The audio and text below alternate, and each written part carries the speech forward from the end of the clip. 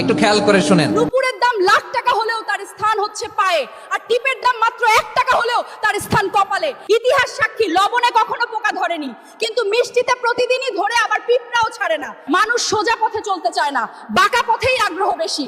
তাই তো মদ বিক্রেতাকে কোথাও যেতে হয় না, কিন্তু দুধওয়ালাকে বাজারে দাঁড়ে দাঁড়ে ঘুরতে হয়।